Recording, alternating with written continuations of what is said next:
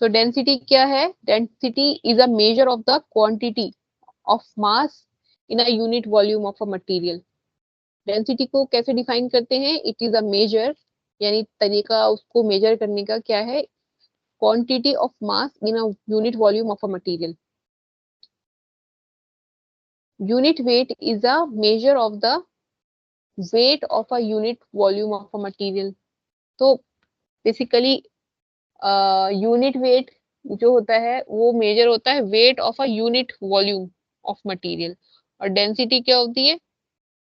मास upon volume होता है ना, density is equals to mass upon volume. तो यहाँ पर unit volume of the material बताया इन्होंने। तो आपने unit unit volume of the material मतलब उसमें किसी एक, लाइक इसका मतलब ये होता है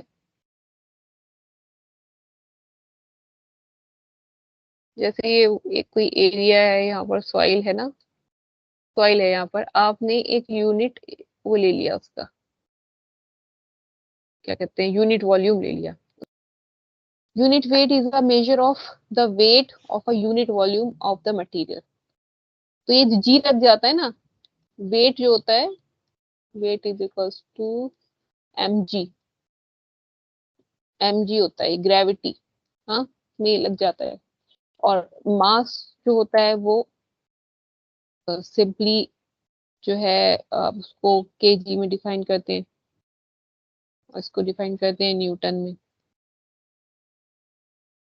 ऐसे होता है ना, राइट? यस।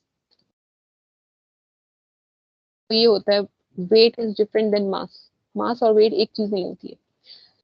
तो the units of density are ton metre cube. KG metre cube, ton में अगर होगा तो टन मीटर क्यूब होगा, केजी में होगा तो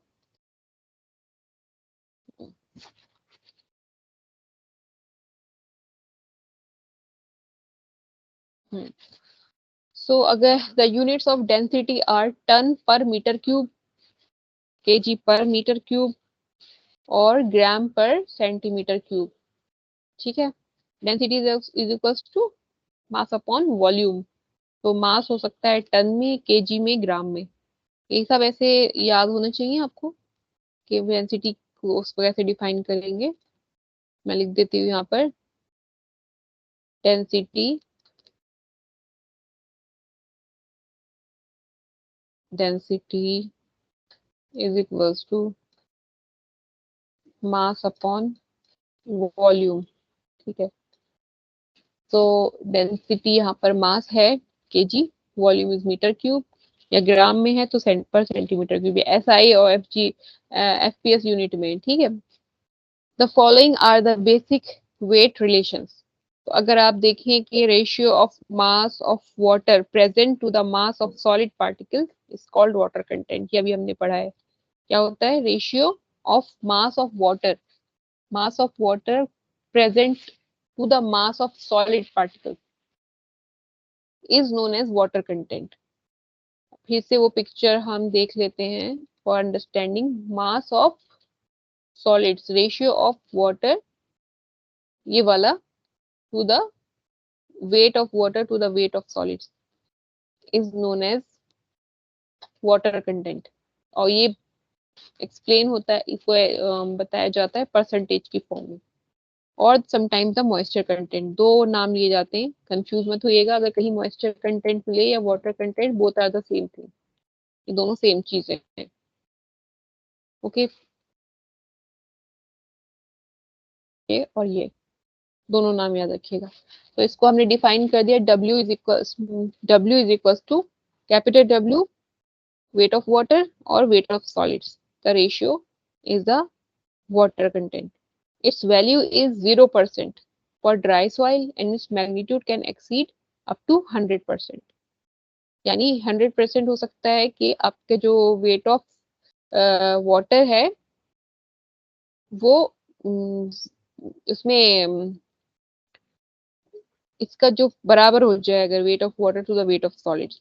इट कैन हैपन, क्योंकि सॉलिड्स कैसा है उसके ऊपर डिपेंड करता है। अगर सॉलिड्स जो है उनका वॉल्यूम कम है तो वेट कम है, तो वेट ऑफ वाटर जो है ऑटोमेटिकली ज्यादा हो जाएगा जब रेशियो दोनों का लेंगे आपस में। So the mass of solid particles is usually expressed in terms of their particle unit weight. मास जो है सॉलिड पार्टिकल का यूजुअली हम डिफाइन करते हैं इन सॉलिड मैकेनिक्स या soil engineering by the word particle unit weight. So gamma S से हम show करते हैं पार्टिकल यूनिट वेट को, और स्पेसिफिक ग्रेविटी से या फिर पार्टिकल यूनिट वेट से, इन दोनों चीजों से हम उसे डिफाइन करते हैं. क्या चीज? मास ऑफ सॉलिड पार्टिकल. अब सॉलिड पार्टिकल्स की बात हो रही है तो आप अभी वी एस के अंदर है, सॉइल के वॉल्यूम ऑफ सॉइल के अंदर है. अभी उसके पानी और एयर की हम बात नहीं कर रहे हैं. अभी हम कहाँ पर हैं? We are here. अब हम ये दोनों जोन में नहीं है. जब हम बात कर रहे हैं स्पेसिफिक ग्रेविटी की, तो हम स्पेसिफिक ग्रेविटी की जब बात करेंगे तो we are in solids. So we are here. So gamma S को यानी पार्टिकल यूनिट वेट को we can define as weight of solid divide by the volume of solid. ठीक है, इन दोनों का जो रेशियो होगा weight of solid divide by volume of solid is equals to specific gravity multiplied by the unit weight of water. इसको हम दो तरह से डिफाइन करेंगे पार्टिकल यूनिट वेट को, by having the ratio of weight of solids divide by the volume of solids. दोनों अलग अलग चीजें, और उसको हम डिफाइन कर सकते हैं एक और टर्म में, that is the specific gravity. अगर आपको पता हो कि सॉइल पार्टिकल पर्टिकुलर टाइप के हैं, जैसे सैंड है उसकी स्पेसिफिक ग्रेविटी पता होगी, क्ले है तो उसकी भी स्पेसिफिक ग्रेविटी आपको पता होगी. आपने स्पेसिफिक ग्रेविटी से उसको मल्टीप्लाई कर देंगे वेट ऑफ वाटर से, so you will get the particle unit weight. Okay, for most inorganic soils the value of G S यानी specific gravity lies between 2.60 and 2.80. So the presence of organic material reduces the value of GS. So organic material जो है उसकी जो अगर अगर organic material present है soil के अंदर, तो the value reduces the value of GS. तो स्पेसिफिक ग्रेविटी कम हो जाती है. ठीक है, अब ये ऑर्गेनिक जैसे आपका जो रॉक बना है वो उसका जो व्हाट वी कॉल ओरिजिन क्या है.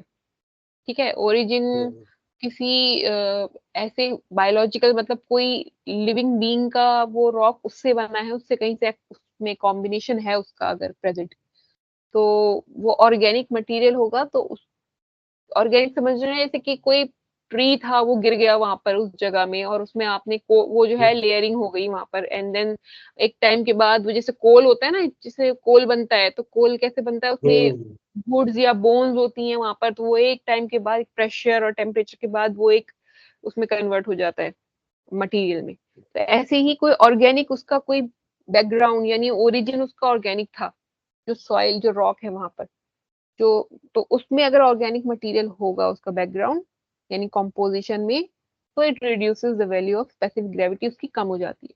लेकिन अगर इनऑर्गेनिक है जैसे कि लावा, वो तो कहाँ से, वो तो अंदर से अर्थ में से निकल रहा है, जो मोल्टन लावा है अंदर से आ रहा है, तो उसमें ऑर्गेनिक यानी लिविंग होने का चांसेस नहीं है.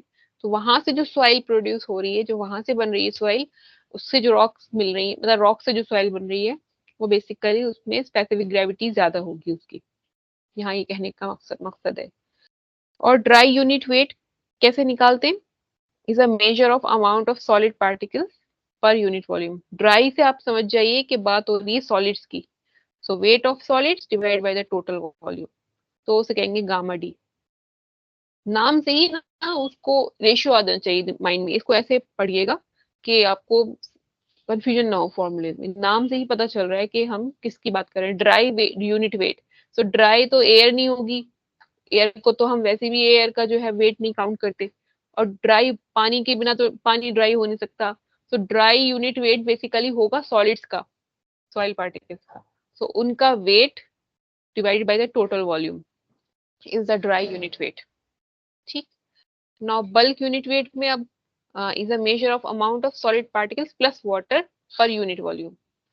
So this is bulk unit weight, and it is expressed as volume weight of solids plus weight of water divided by volume of solids plus volume of white. So basically ये क्या हुआ, ये तो we है, capital V है नीचे, और ऊपर बस सॉलिड्स का और वाटर का वेट ऐड कर दिया गया divide by the total volume.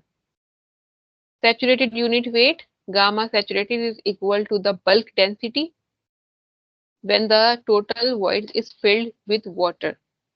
Okay, उसे कहते हैं gamma saturated. And buoyant unit weight gamma submerged भी कहते हैं इसको।